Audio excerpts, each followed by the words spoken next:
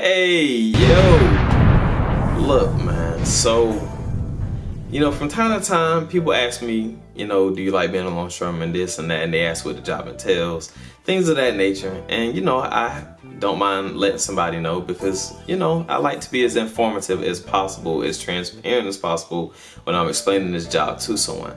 But there's also another thing that I like to mention because this could make or break somebody from, coming out there. So I'm gonna just go out and say becoming a longshoreman is an investment, So let's get right on into it. All right. So look, when I say becoming a longshoreman is an investment, I mean like you invest in time because you're gonna have to come up there. A lot of days you're gonna have to come up there, and a lot of days you're gonna leave there without a job, and you gotta work your way through the system. So, time is a very valuable asset, and you don't get any of it back. You gotta use it wisely. But if you grinding it out from the beginning, you can have more free time on the back end. But time is one investment, and when you're just starting out, money is another investment. When I tell people that, hey, if you want to come out there and actually work, you got to pay $1,500, $1,500, so you can get a union card. And so with that union card, it, grants you access to, be able to work there. And there are cases, but it doesn't happen that often, where they'll let people, where they let people who don't have a union card work. But there has to be a lot of work, and everybody from the first category all the way to the last group have to be at work in order for somebody who doesn't have a card to come and work out there. So like I said, that don't happen too often. It might happen a couple of times throughout a year, so I say buy the union card.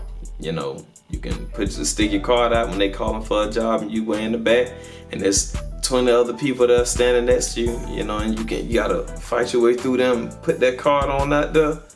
That can change, that can sway getting the job or not. But like I said, when I tell people you gotta pay $1,500 so you can work out there, a lot of people, they're like, ooh, I don't know about that. Because a lot of people, coming from any other job where you fill out an application and go through the hiring process and then you start working out there, and let me just say and put this on wax, some locals work different than others, whereas there's like a waiting list and they do like a random lottery selection at other union halls. The union hall I work at, it wasn't like that when I came. And then also when I came, we were doing the casual card. And with the casual card, you would pay $200 every year. Every calendar year, calendar year, you would have to pay $200.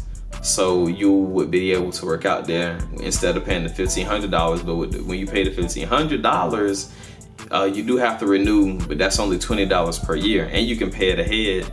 So if you come there with $100, that'll cover you for the next 5 years, so it's definitely a lot better than, when people were paying for the casual card. Because I think I bought like 2 casual cards, so that's $400. But only $200 of those dollars counted because it was still within that year where I initially spent the $200 to get union card, So like I said, like coming out there, it's a battle. You have to put in work to get to work, and then put in some more work while you're actually working. It's a grind, I'm trying to tell you. But once you cross that threshold of those 700 hours in that one fiscal year, it gets a lot easier. Getting jobs, is a lot smoother of a process. Like when you in the groups, it has to go all the way through the categories. Sometimes it'll go back through the categories again in case people already been to work and they want to go back.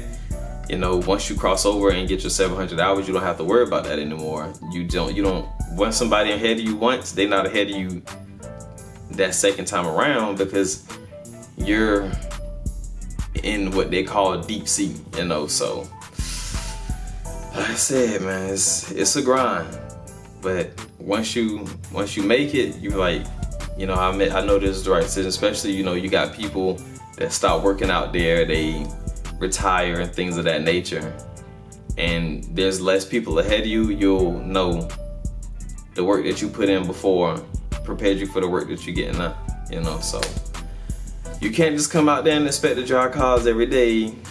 You're gonna have to get down there and latch some cars. You're gonna have to, if you want to work a container ship, you gotta go learn how to drive them trucks, you know. So just come with the right mind, as far as you not necessarily paying $1,500. You're investing in yourself, you know. That's how you have to look at it. That $1,500 you paying is an investment to better your life, you know. There aren't many jobs out here in the world where you can make $100,000 without a college education, and which you can take up trades, but I guess, I don't know, I ain't finna get into all that. That's all I got for this video. I'll catch y'all in the next one.